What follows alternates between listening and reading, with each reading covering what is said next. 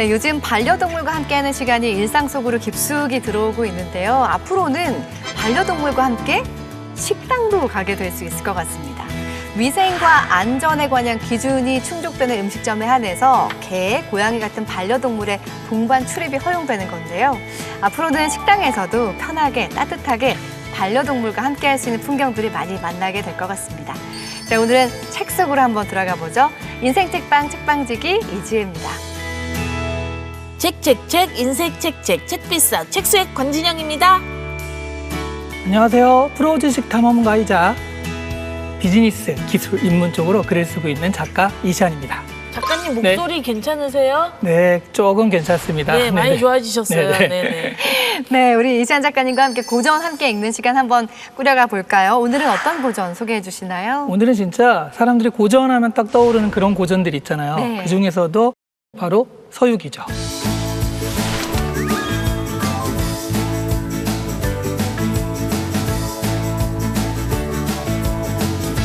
서유기, 네. 서유기 그거죠. 치키치키 차카차카 그쵸. 차카차카 쪼꼬쪼꼬 네네. 나쁜 짓을 하면 손오공이 나와갖고 막 여의주 막 흔들고 맞습니다. 막 요괴들 때려잡고 그러는 그거 맞죠? 만화로도 많이 봤잖아요. 그렇죠. 그게 애니메이션 드래곤볼도 이 서유기가 원작 아닌가요? 맞아요. 네. 그 전부 다 서유기를 모티브로 삼았고 그런 만화들을 다 보고 자랐기 때문에 사실은 이 서유기가 네. 지금은 약간 SF 무협물로 많이 발전한 상태입니다. 네. 그만큼 서유기가 우리한테 굉장히 좀 친숙하게 와 있죠. 이게 왜 그렇게 그럼 옛날부터 지금까지 우리한테 와 있냐? 네. 단순한 모험담이 아니라는 거죠. 이거는 인간의 내면의 성장에 대한 이야기거든요. 첫 번째 포인트부터 살펴볼게요.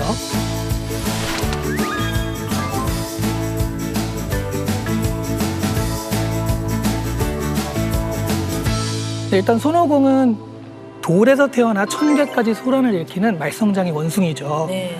오행산에 갇혀 있다가 삼장법사의 제자로 해방이 됩니다. 네네. 타고난 힘과 능력은 있죠. 하지만 그 인성이 나빴기 때문에 그걸 훈련과 절제로 극복하는 이야기다. 이렇게 생각하시면 됩니다. 승려 삼장법사를 천축국으로 모시고 가서 경전을 찾아오는 건데 나중에 사오정이랑 접할게 그렇죠. 네. 네. 그 가운데 요괴들, 재난들 이런 것들이 이제 가득하고요. 그리고 사람들이 잘 모르는데 백룡마 타는 말까지 네네네. 합류하면서 같이 길을 떠나게 되죠. 아니 근데 진짜 말씀하셨지만 백룡마는 너무 낯설어요. 네, 이 백룡마가 원래는 서해 용왕의 셋째 아들이에요. 이 친구도 손오공 못지않게 인성이 파탄난 친구라. 그래서 수행으로 너는 그럼 말로 변해가지고 삼장법사 태우고 가라. 말로 변하다 보니까 대사가 없잖아요. 그래서 존재감이 약하다 보니까 우리가 좀 잘 모르게 되는데 백룡마도 정식 일원입니다.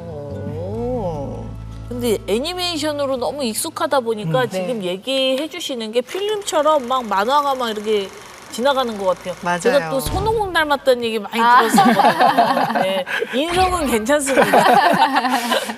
근데 이 동료들과 같이 길을 가는 거잖아요. 네. 그러다 보니 함께 길을 나서는데 함께여서 좋은 것도 있지만 함께여서 힘든 것도 있죠. 그런 부분을 또 우리가 두 번째 포인트로 알아보도록 네. 할게요.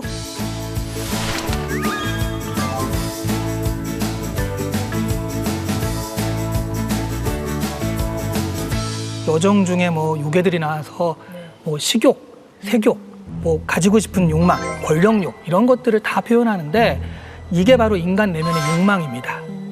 그러니까 그 요괴들과 싸워가지고 이겨야 되잖아요. 네. 근데 사실은 손오공이나 저팔계나 사오정이나 전부 다 한계가 있어요. 그러니까 손오공 같은 경우에는 말씀드렸듯이 인성 파탄자, 저팔계는 식욕 무절제자, 사오정은 사실은 여기 이 팀을 만나기 전까지는 식인 요괴였습니다.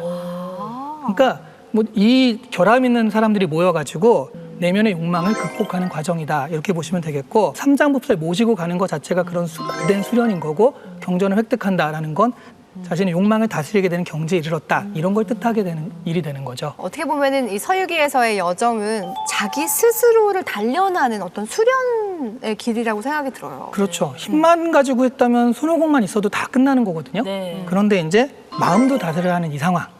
그래서 이들이 끝까지 함께 하게 되는 건데요. 네. 세 번째 포인트를 한번 살펴볼게요.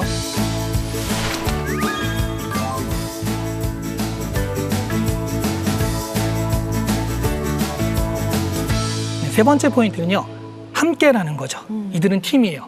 삼장법사는 되게 순수하고 이성적이지만 세상 물정을 몰라요. 그리고 손오공은 뛰어난 힘과 재능이 있지만 인성 파탄자, 참을성이 없고 네네. 젖발개는 힘이 세지만 게으르고 식탐이 너무 많다. 사오정 같은 경우는 묵묵하고 성실해요, 보통은. 그런데 융통성이 부족하고 약간 둔한 면이 있다는 거죠. 그리고 백룡마 같은 경우에도 사실은 그런 인성이 좀 나쁘고 스스로 해결을 못하는. 그러니까 여기 팀들이요 다 결함이 있거든요. 그걸 서로 보완해 주는 거예요. 이렇게 해서 함께 팀으로 어떤 미션을 수행한다라고 보시면 되고요. 그래서 그 혼자서는 못하지만 함께여서는 이런 것이 가능하다. 이런 걸 보여주는 거의 인류 첫 번째 그 소설이 아닐까 이런 생각이 좀 듭니다.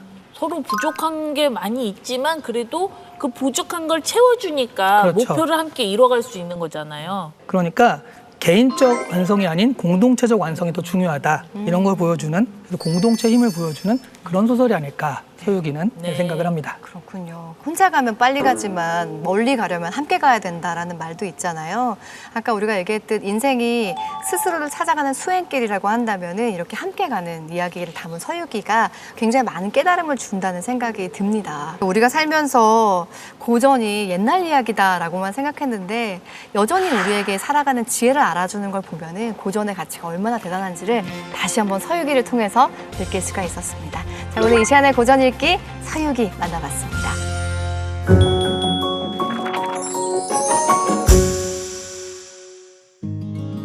책과 인생 이야기 함께하는 인생 책방입니다. 오늘 주인공은요, 제가 굉장히 설레는 마음으로 기다렸습니다. 노래하는 분이거든요. 그런데 누구나 대한민국 사람이라면, 아니 전 세계인들도 이분의 목소리를 들으면 뭔가 눈시울이 붉어지고 가슴이 뭉클한 기억들 갖고 계실 겁니다. 목소리만으로도 사람들을 위로할 수 있는 분이라고 소개하고 싶은데요. 대한민국 최초의 파페라 테너시죠. 이명주 교수님 모셨습니다. 어서 오세요. 안녕하세요. 반갑습니다. 안녕하세요. 안녕하세요. 반갑습니다. 소중한 걸 찾고 싶어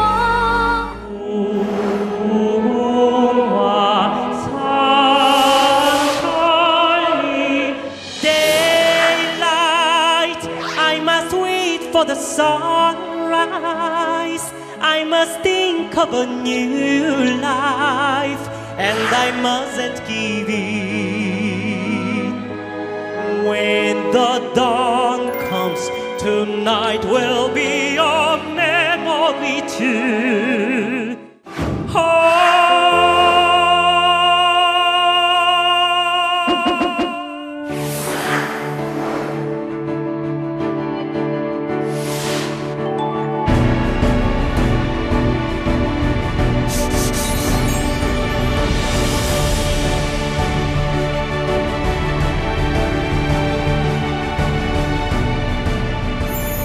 여기서 이렇게 걸어 나오시는데 네. 태양이 뜬 것 같은 아. 느낌이, 얼굴이 이렇게 밝고 환하시더라고요. 진짜 잡티가 하나도 없으세요. 아니, 오늘 이제 여기 촬영 오니까 네. 일찍 일어나가지고 네. 이제 미용실에 가가지고 네. 헤어 메이크업을 해서 아마 그렇게 보이는 게 아닐까. 아니에요. 뭔가 들어오신데 제가 처음 소개드릴 때 사람을 위로하는 분이라고 했잖아요. 네. 아, 그 감사합니다. 기운이 환하게 느껴지는 느낌이었어요. 그 조명 다 끄세요. 여기 화상 필요 없어. 끄셔도 될 것 같아요 지금.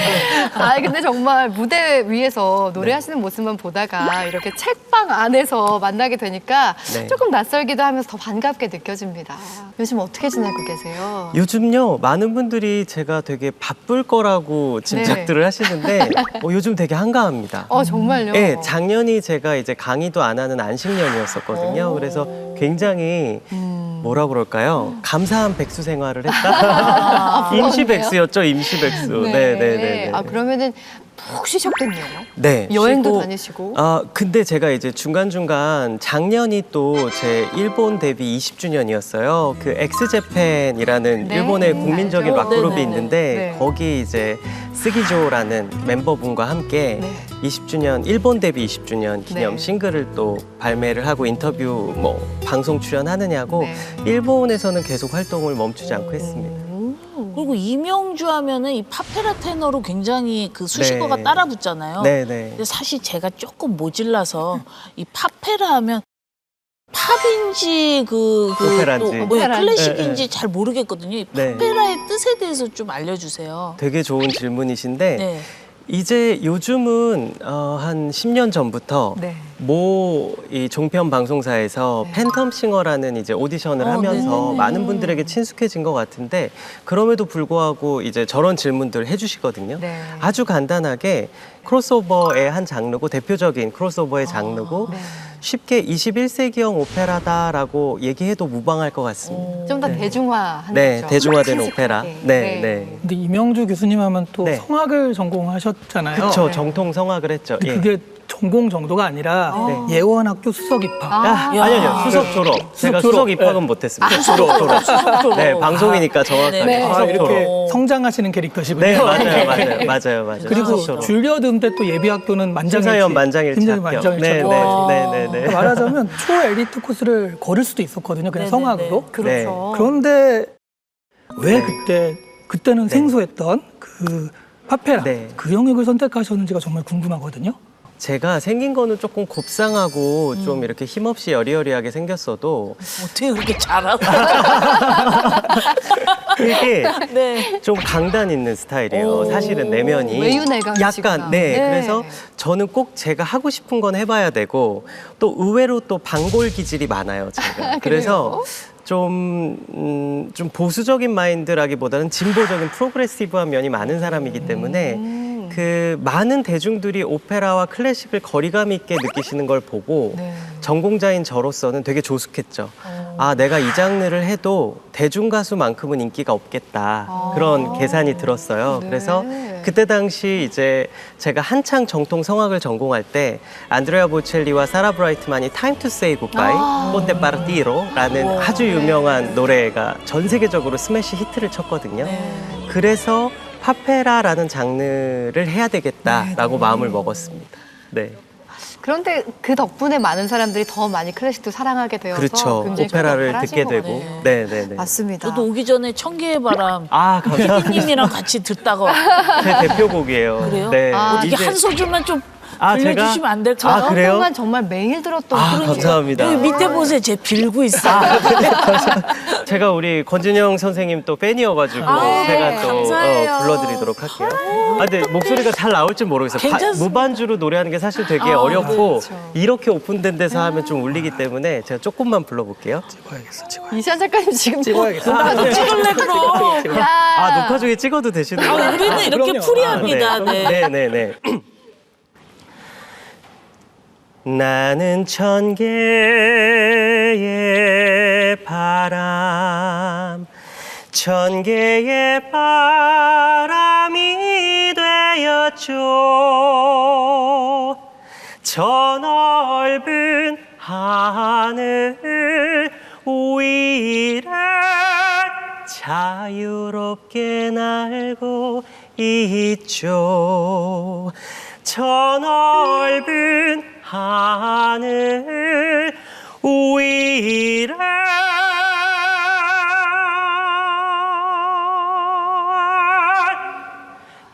자유롭게 날고 있죠.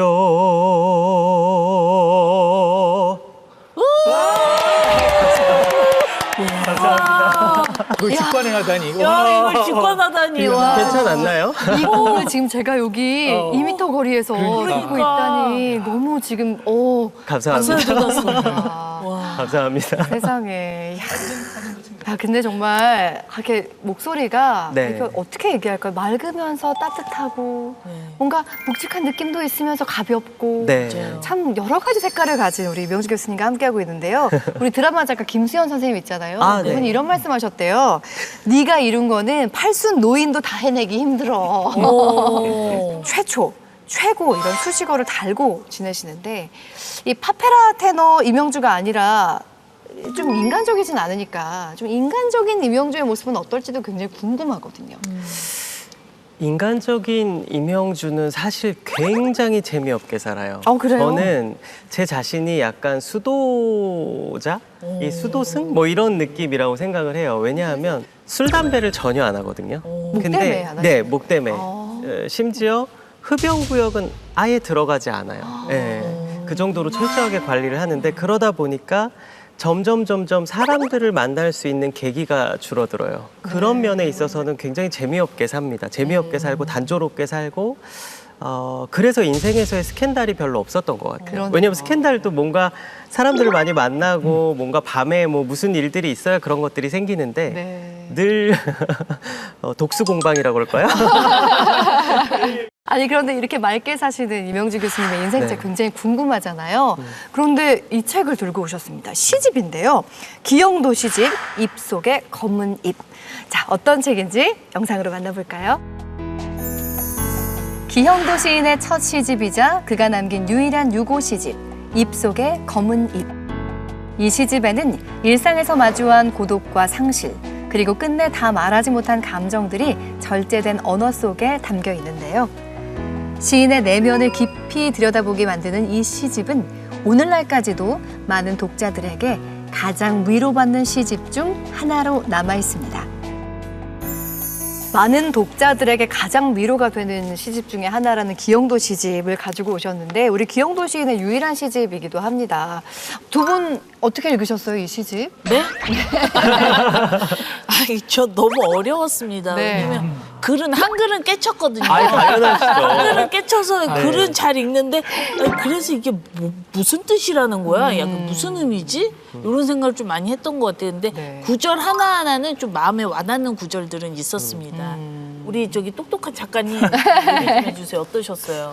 처음에는 약간 그로테스크한 그런 건 줄 알았는데 하다 보니까 허무한 감정보다 더 깊은 거. 뭔가 아무것도 없는 심연 같은 그런 느낌?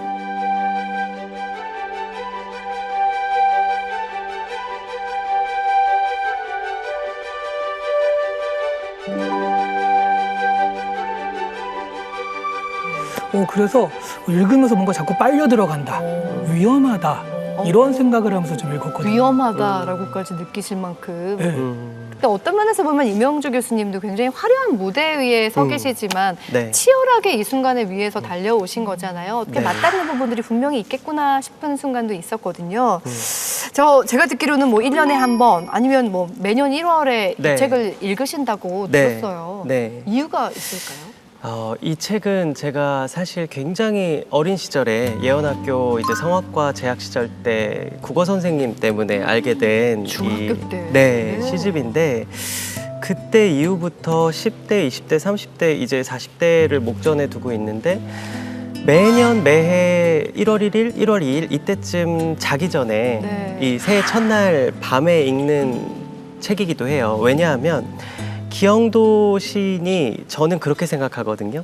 이 기영도 시인의 그 사회에 대한 세상에 대한 부적응기 그런 것들이 다 여기에 녹아져 있는 것 같고 늘 내면의 자신과 이렇게 싸우는 그리고 불안, 고독, 내일에 대한 어떤 두려움 그거는 누구나 우리가 갖고 있는 거라고 생각해요. 근데 저도 화려한 스포트라이트, 세계적인 콘서트홀, 오케스트라랑 협연, 솔리스트로서의 각광, 뭐 세계적인 언론사들에서의 호평 그런 것들이 다 단면적으로는 너무 화려한 세상에 살고 있는 것 같지만 저는 실상은 백조의 삶에 저를 비유하거든요.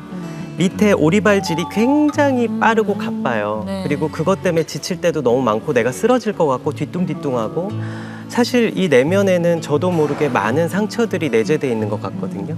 그런 것들이 결국 녹이고 녹여져서 그 용광로의 철처럼 나를 단련시킨 다음에 그 아픔이 어떤 희망으로 승화가 돼서 노래를 하는 거라고 생각이 들어요.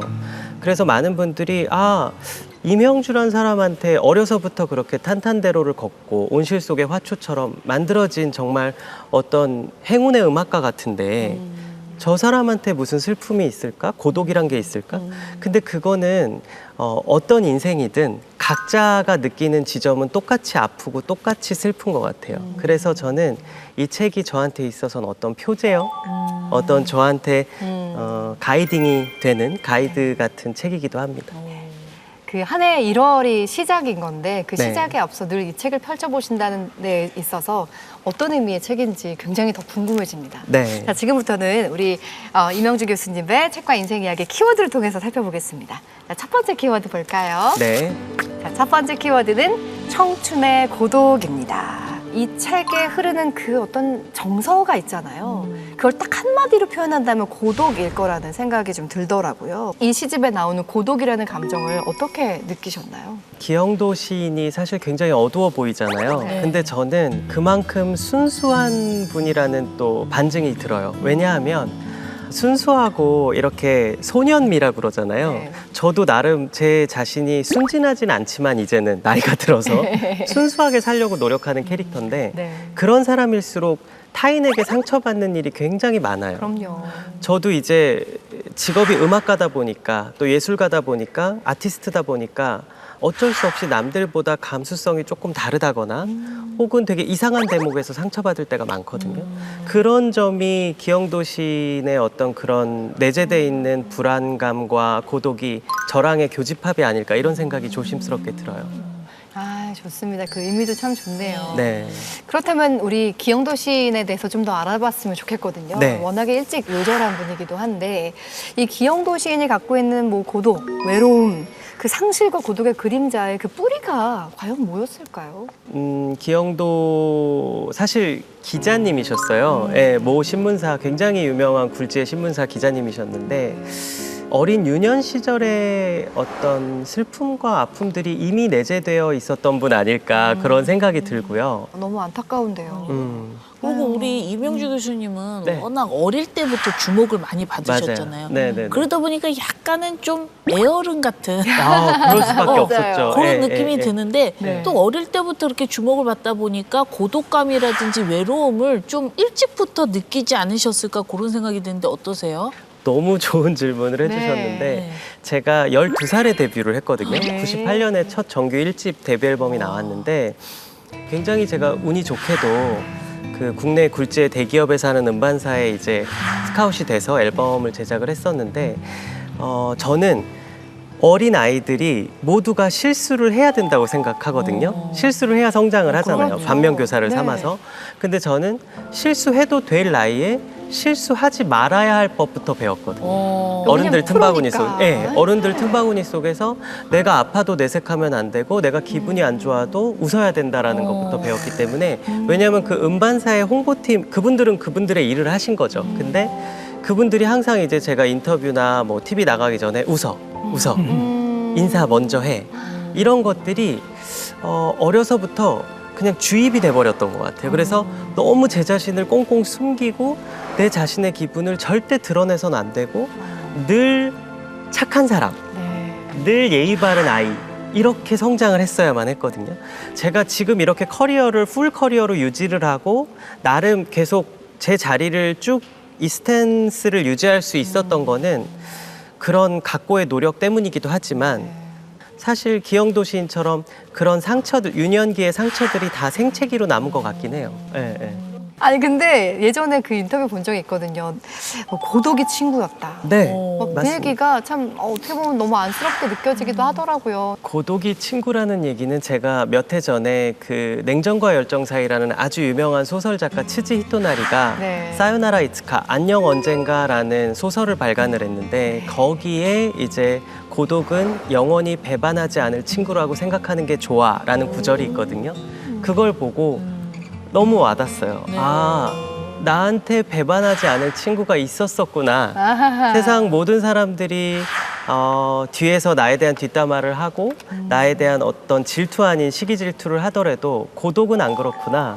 그런 생각이 들면서 근데 그게 사람이잖아요. 그럼요. 어떻게 상처를 안 받아요. 그러니까 늘 상처받고 살면서 저를 단련시키고 있습니다. 예, 예, 예.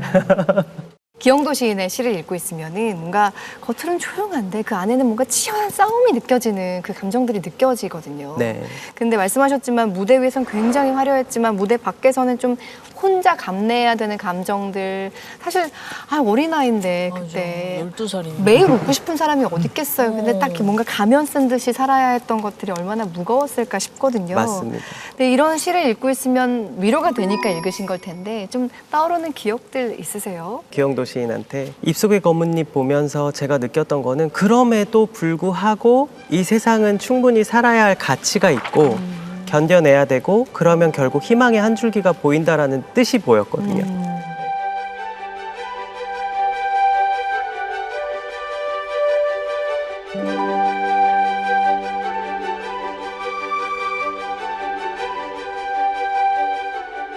저는 그래서 결국 고독이 있으면 행복이 있는 거고 아픔이 있으면 기쁨이 있는 이 세상의 이치가 정말 어떻게 신께서 이렇게 잘 창조를 해주셨는지 사람이 매번 기쁜 것도 너무 이상하잖아요. 그거 맨날 웃어봐. 그렇죠. 너무 이상하잖아요. 그리고 이상하죠. 네, 그리고 감사함도 모르고 매번 좋은 일 생기고 매번 돈 많이 벌면 그 돈이 귀하지도 않고 맞아요. 이 감사한 순간이 감사하지도 않을 거 아니에요. 그래서 저는 어떤 면에서 기영도 시인의 이 시집이 저한테는 또 금언이지 않을까. 금언 같은 느낌. 저한테는 잠언이기도 하고요. 그래서 저는 이 책을 조금이라도 방황하는 청춘들이 계시다면 네. 우리 MZ 세대라고 그러잖아요. 네. 진짜 MZ 세대의 끄트머리에 있는 형님이나 오빠로서 꼭 이 책을 추천을 해드리고 싶고요. 내가 조금 더 그 어떤 상황들이 오버랩 되면서 내가 그게 최선이었나? 저를 계속 채찍질하게 돼요. 네. 저는 사실 이 질문을 되게 식상해서 별로 안 좋아하는데 네. 궁금해요. 뭐가 궁금하냐면 네. 이 기영도 시인은 겉으로는 어쨌든 28살에 혼자서 파고다 곡성에서 쓸쓸히 요절하신 네. 좀 성공하지 못한 인생일 수 있잖아요. 네. 네. 네. 근데 반면에 네. 임영주 교수님은 네. 28살엔 글로벌하게 벙벙 잘 나가는 그러니까. 완전히 다른 이런 세상인 것 같은데 교감하는 지점이 있다는 거. 저는 이 책에서 되게 그 마음에 남는 구절, 문장이나 그런 것들이 뭐가 있을까? 그게 굉장히 궁금하거든요. 여러 가지 시들이 단편적으로 다 메모라이징이 기억이 됐다고 생각하는데요. 제 몸이나 마음이나 뭐 여러 가지로. 근데 말씀해 주신 구절에 대해서 얘기했을 때 저는 사실 맨 그 끝에 끝단락에 있는 시가 있어요. 아마 아실 텐데 제가 항상 읽는 시거든요. 엄마 걱정이네요. 이 구절이 참 좋아요. 아주 먼 옛날 지금도 내 눈시울을 뜨겁게 하는 그 시절 내 유년의 윗목이라는 그 문장이 나오는데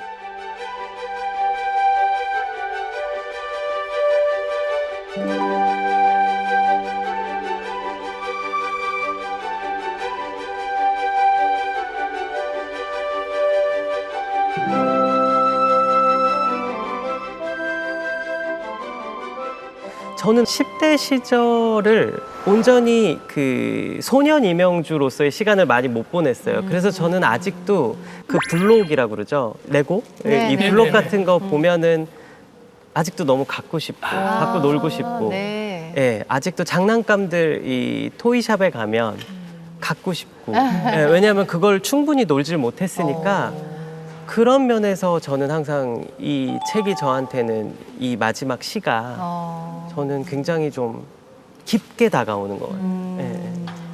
기영도 시인도 아마 그랬을 거라는 생각이 드는데 우리 네. 임영주 교수님은 이 청춘의 고독에서 좀 벗어나신 건가요? 아까 뭐 40춘기 얘기도 하셨지만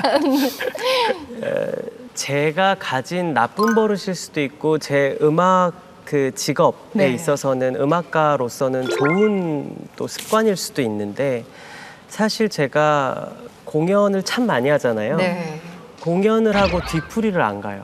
네, 뒤풀이를 전혀 안 가요. 지금 아마 제 방송을 보시는 저랑 같이 연주했던 연주자분들, 네. 출연자분들은 100% 아실 텐데 네. 뒤풀이를 거의 안 가요. 왜냐하면 저는 다시 와서 메이크업을 무대 화장을 지우고 머리를 감고 다시 2시간 반짜리 공연을 복귀해요. 왜 그랬지? 거기서 그렇게 연습했는데 왜 또 틀린 거야? 아니 틀릴 수밖에 없어요. 22곡, 20곡을 부르니까 AI도 아니고. 근데 계속해서 완벽해지기 위해서 저를 채찍질을 하는 거예요. 그런 면에서 그런 것들 때문에 사실 몸은 스트레스죠. 저를 옥죄는 게 있는데 이게 저만 그런 게 아니라 제가 가장 존경하는 제 롤모델이기도 한 조수미 선배, 조수미 누나도 이러시더라고요. 그래서 어쩔 수 없는 거야. 그거는 우리가 하는 직업이기 때문에 네. 아마 우리 말고 다른 직업군에 속한 사람들도 똑같이 자기 일에 대해서 그럴 거야 라고 네. 말씀을 해주셨을 때 되게 와닿았거든요. 아, 이거는 내가 감당해야 되겠구나. 그래서 지금도 잘한 공연이어도 만족하지 않습니다. 저는 누가 카페 가서 저 이렇게 알아보고 노래 틀어주시잖아요. 그러면 너무 감사한데 얼른 나가야 돼. 왜냐면 제가 체해요, 체해. 아니 부끄럽다라기보다는 자랑스러운데 못한 부분만 거슬려요, 귀에. 진짜 그게 저희가 들리는 듣기로는 거야? 네, 들려요. 완벽한데. 너무 신랄하게 들려서 저 프레이즈를 왜 저렇게 했어? 왜 숨을 저렇게 짧게 했어? 더 했어야지. 그리고 더 감정이 들어갔어야지. 제가 제자들 가르치는 것처럼 제자 이명주를 호되게 막 뭐라고 하는 거예요. 아, 넌 안 되겠다. 아유, 세상에. 가당키나 해요 지금. 우리도 못 웃기면 막 자책해요. 그러시죠. 이것밖에 맞아요. 못 터뜨린 거야. 이런 생각. 맞아요. 똑같아요. 그렇구나. 똑같아요. 똑같아. 아, 너무 멋지네요. 아, 네. 자, 너무나 매력적인 우리 파페라 테너 이명주 교수님과 함께 책과 인생 이야기 나눠보고 있는데요. 두 번째 키워드 볼까요? 자, 두 번째 키워드는 최초는 최고가 되었다입니다. 우리 이명주 교수님 제가 처음에도 얘기했지만 최초면서 최고라는 타이틀 정말 많이 갖고 계시거든요. 어떤 게 있는지 제가 좀 소개를 해드릴게요. 네. 근데 이게 너무 많아가지고 일단은 한국 최초의 파페라 테너시고요. 네, 맞습니다. 고 노무현 대통령 취임식에서 헌정사상 최연소 나이인 17살 나이에 애국가를 독창하셨습니다. 사실 만 16이에요. 만 16. 정말 애기다. 정말 애기. 예. 그리고 뉴욕 카네기홀 공연장 거기에 3번이나 그 3곳이 있는데 네, 맞아요. 3곳을 네. 공연한 최초의 한국인 음악가. 네, 왜냐하면 카네기홀 하면 사람들이 하나인 줄 아는데 네. 그 안에 공연장이 3개가 있어요. 아이작스턴 오디토리움, 장캐롤, 웨일 리사이트롤 3개가 있습니다. 네. 근데 그 3개 모든 곳에서 이제 솔로 공연을 한 유일한 한국 국적의 한국 음악이에요. 와. 네네네.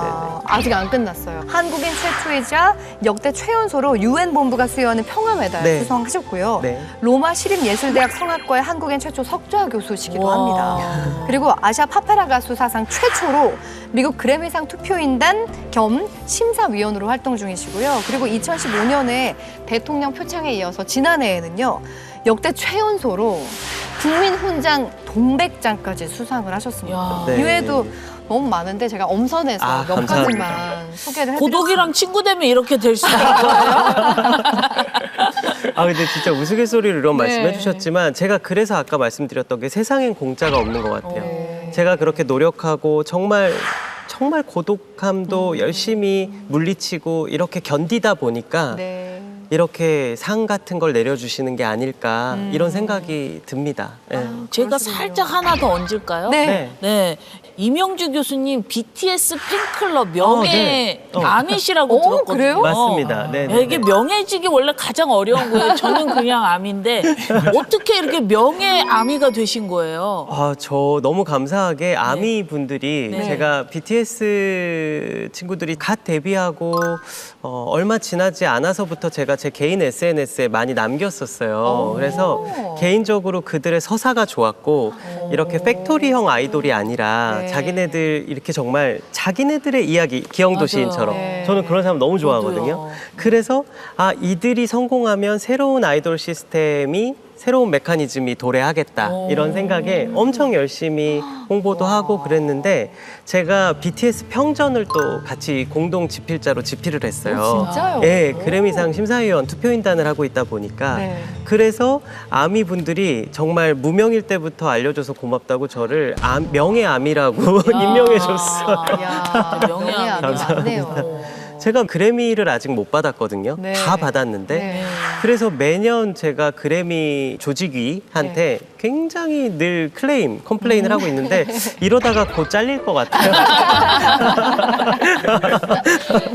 진영 씨가 또 준비한 코너 있잖아요. 그렇죠. 제가 비장하게 준비했습니다. 우리 교수님, 이명주 교수님 하면 전 세계적으로 어마어마한 무대에 무지 많이 쓰셨잖아요. 네, 많이 대략적으로 몇 번 정도인지 기억하세요? 일단 제가 15년 전에 100회가 넘었으니까 지금 또 15년이 흘렀잖아요. 네. 물론 팬데믹이 있었지만 250회는 거뜬히 넘기지 않을까요? 250회 무대 네, 네. 중에서 가장 기억에 남는 무대 베스트 3를 제가 준비했습니다. 자, 기대됩니다. 네.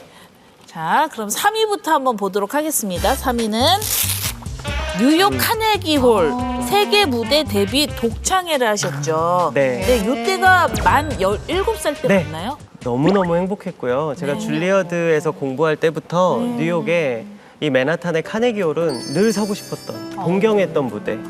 모든 음악가들의 꿈의 무대라고 그러거든요. 그래서 드림 스테이지라는 애칭도 있는데 여기에 그때 당시 세계 남성 성악가 중에 최연소의 나이로 데뷔를 한 거예요. 잊을 수가 없죠.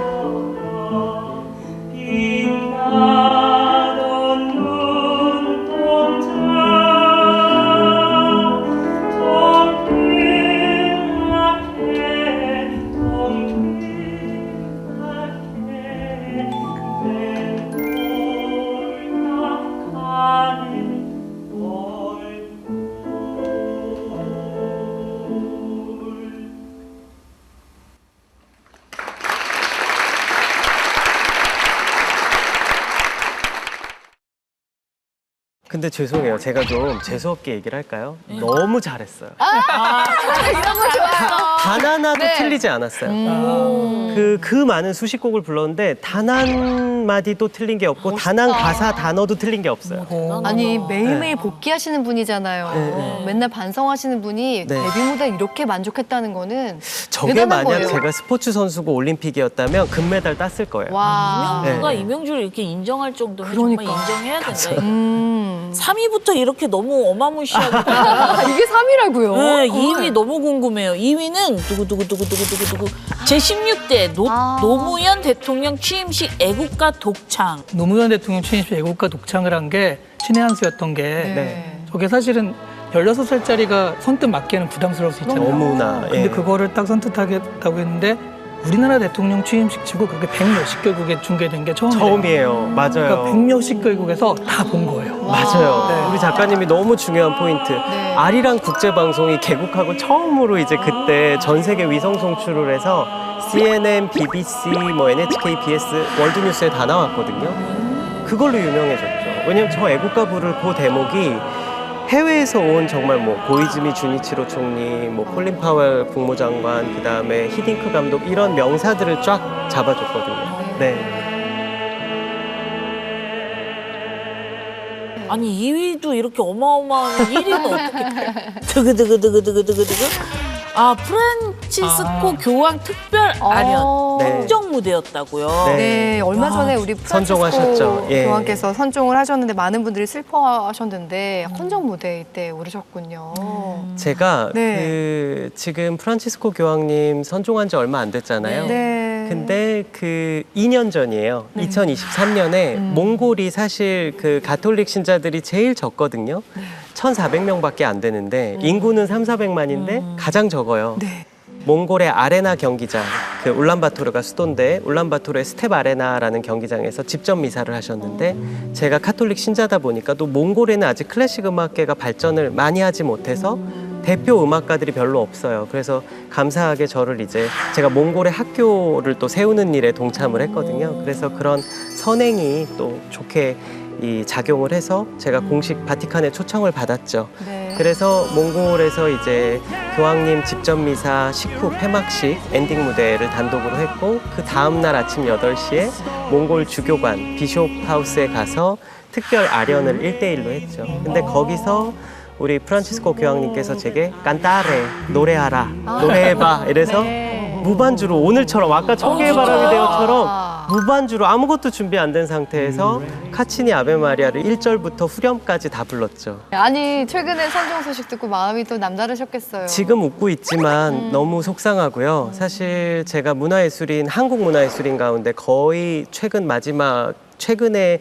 아련했던 유일한 사람이거든요. 그래서 편찮으신 건 알고 있었지만 그래서 언젠가는 하늘나라를 가시겠구나 의뢰 짐작은 했지만 이게 현실로 다가오니까 그냥 저의 할아버님이 돌아가신 느낌이에요. 네, 저는 또 가톨릭 천주교 신자기 때문에 남다르게 생각하고 있어요. 그래서 사실 속상하지만 또 새로운 교황님이 탄생하시겠죠. 네, 그 노래하라라고 하신 말씀이 그 현장에서 노래가 아니라 앞으로 삶에서도 노래하라는 얘기일 맞아요. 테니까. 저는 그렇게 생각하고 있습니다. 네. 네. 아, 우리가 오늘 방송 특성상 이렇게 세 가지만 뽑았지만 그동안 무대에서 또 모든 무대들이 너무너무 훌륭하셨어요. 감사합니다. 앞으로 그럼요. 무대도 계속 기대하도록 하겠습니다. 감사합니다. 감사합니다. 감사합니다. 와. 자, 마지막 키워드 함께 볼게요. 자, 이명주 교수님의 책과 인생 이야기 마지막 키워드는 마음에 닿는 목소리입니다. 우리 이명주 교수님의 음악은 기영도 시인의 시처럼 뭔가 마음에 오래 머문다라는 이야기들을 많이들 하세요. 저는 사실 그 12살 때였나요? 데뷔했던 그 이소라 프로포즈에 나왔던 그 영상도 제가 여러 번 봤거든요. 아 진짜요? 요즘 어떻게, 너튜브에 있더라고요. 어린 친구가 이 누나의 마음을 이렇게 몽글몽글하게 만들까 너무 감탄하면서 덕질 시작하겠다. 그러니까 꼭 찾아보셨으면 좋겠는데 네, 감사합니다. 이렇게 노래라는 게 이렇게 그냥 지나가잖아요. 네. 그냥 지나가는 건데 오래 마음에 머문다는 건 그만큼 묵직함이 있다는 뜻일 텐데 네.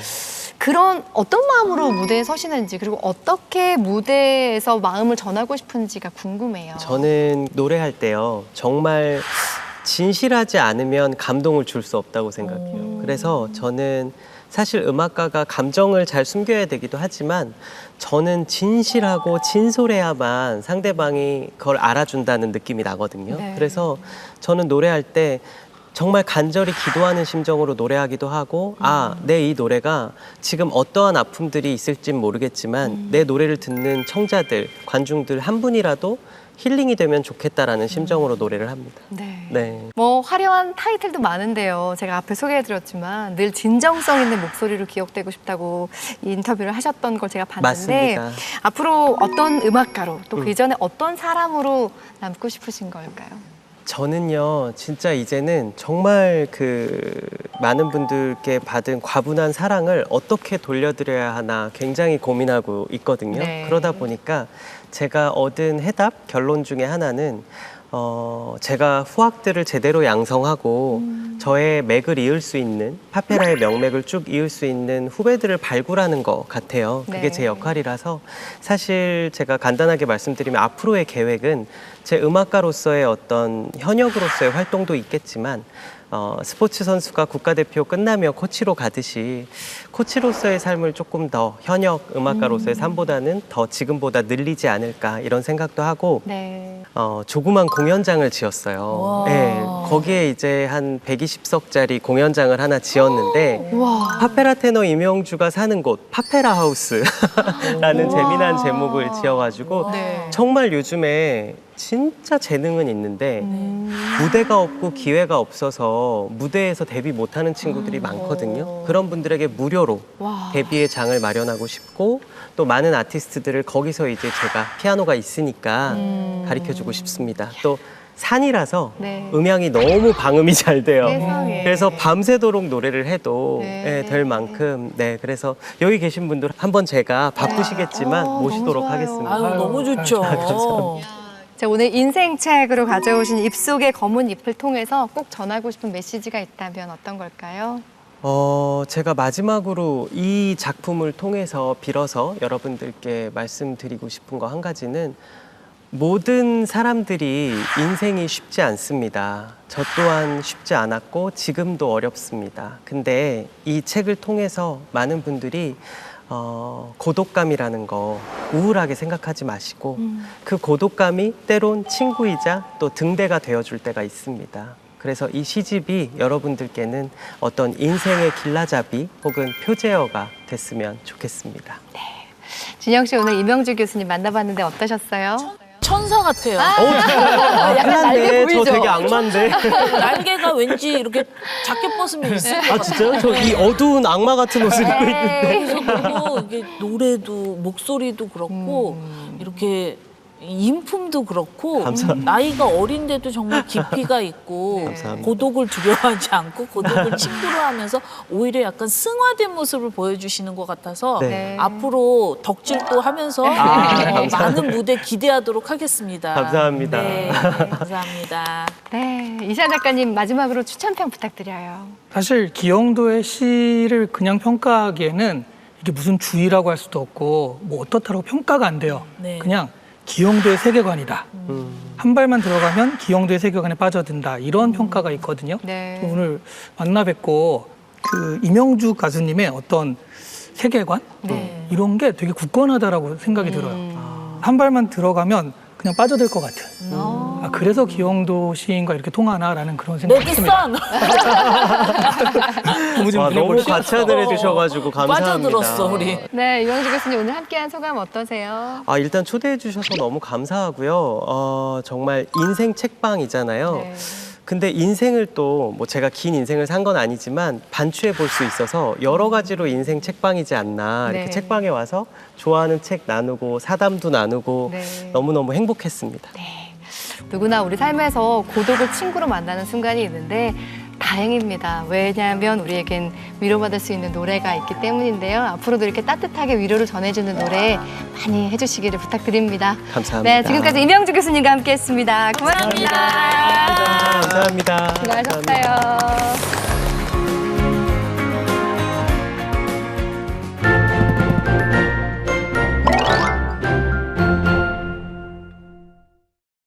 요즘 부쩍 미래에 대한 이야기가 많아졌습니다. 인공지능, 기후변화, 초고령 사회까지. 앞으로 다가올 세상은 지금과는 분명 다를 텐데요. 그렇다면 우리는 어떤 준비를 해야 할까요? 오늘은 이런 질문에 실마리를 던져줄 미래를 미리 그려보고 사유할 수 있는 의미 있는 책들을 소개해드리려 합니다. 국회도서관과 함께하는 화제의 도서도 놓치지 마시고요. 그럼 지금부터 미래의 문을 살짝 열어보러 갈까요? 하루아침에 새로운 기술이 등장하고 인공지능이 그림을 그리고 음악을 만들며 사람보다 더 빠르게 문제를 해결하는 시대. 우리는 지금 어디쯤 와 있는 걸까요? 그리고 이 변화는 어디까지 갈 수 있을까요? 당신의 뇌가 디지털화되어 클라우드에 저장되고 사고의 속도가 수천 배 빨라진 강화된 인간이 기술과 하나된 몸으로 우주로 나아가는 세상. 당신의 유전자가 수명 연장의 코드로 해석되고 로봇이 당신의 감정을 이해하며 곁을 지키는 미래. 이것은 더 이상 먼 미래의 공상이 아닙니다. 지금 이 순간에도 다가오고 있는 변화입니다. 특이점이 온다는 기술 발전이 기하급수적으로 가속화되는 이 흐름 속에서 결국 인간과 인공지능의 경계가 무너지는 특이점이 머지 않았다고 말합니다. 저자는 2029년이 되면 컴퓨터는 인간과 구별되지 않을 정도로 똑똑해질 것이며 2045년이 되면 인간의 지능을 수십억 배 능가하는 존재가 탄생할 것이다 라고 말합니다. 사이버네틱 몸을 입은 인간이 중력을 무시하고 걷는 모습, 나노봇이 혈관 속을 떠다니며 질병을 실시간으로 치료하는 세상, 그리고 인간이란 무엇인가에 대한 정의 자체가 바뀌는 미래까지 우리는 누구이며 무엇을 인간이라 부를 수 있는가? 커즈와일은 말합니다. 미래는 예측하는 것이 아니라 설계하는 것이라고요. 지금 우리가 무엇을 상상하고 어떤 선택을 하느냐에 따라 다가올 세상의 모습은 전혀 다른 풍경이 될 수 있습니다.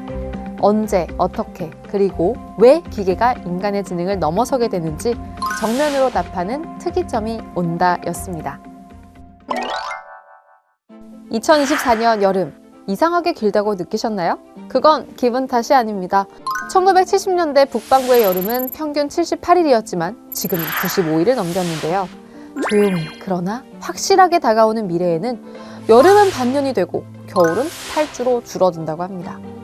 조금 이상한 날씨들 뒤에 숨어있던 기후위기의 진실을 정면으로 마주하게 만드는 책, 기후변화, 그게 좀 심각합니다. 저자는 말합니다. 지구 역사상 이렇게 빠르게 탄소가 방출된 적은 없었으며 인류가 산업혁명 이후 수백 년에 걸쳐 쌓아올린 시스템이 단 몇십 년 만에 스스로를 무너뜨리고 있다고요. 가뭄에 쩍쩍 갈라진 대지, 산불로 붉게 물든 하늘, 하루 만에 2달치 비가 쏟아진 도시. 당연했던 계절감은 무너졌고 한때 이슈였던 기상이변은 이제 일상이 되었는데요. 기후변화는 이제 더 이상 미래의 문제가 아닙니다. 모기떼가 번식하고 전염병이 확산되고 시베리아 영구 동토층이 녹으며 지하에 잠자고 있던 메탄이 깨어나고 있습니다. 그러나 이 책이 주는 감정은 공포가 아닙니다. 끝까지 묻고 다시 희망을 찾는데요. 문제를 풀 마지막 열쇠가 아직은 우리 손에 있다. 우리는 단지 경고를 넘어서 지금 이 순간 어떤 선택을 할 것인지 스스로 묻고 답해야 할 시점에 와 있습니다. 기후변화, 그게 좀 심각합니다는 지구에서 벌어지고 있는 일들을 전달하며 우리가 무엇을 해야 할지 고민하게 만들죠. 이 책을 통해 기후변화의 심각성을 깨닫고 미래를 위한 행동을 시작해보는 것은 어떨까요? 10년 뒤 나는 어떤 일을 하고 있을까? 혹시 요즘 이런 생각 해보신 적 있으신가요? AI가 시를 쓰고 영상을 편집하고 사람의 목소리로 뉴스까지 읽는 세상. 언젠가는 내일도 기계가 하지 않을까 하는 불안함. 은근히 마음 한구석에 자리하고 있진 않으신가요? 그 질문에 가장 명쾌하고 현실적으로 답해주는 책, 바로 직업의 미래입니다. 저자는 단순히 뜨는 직업과 지는 직업을 구분짓지 않았는데요. AI, 자동화, 고령화, 기후위기 등 일자리를 둘러싼 거대한 흐름이 어떻게 직업 세계를 재편하고 있는지를 예리한 분석과 생생한 사례로 보여줍니다. 예를 들어 AI와 자동화는 반복적인 업무를 재편하고 있습니다.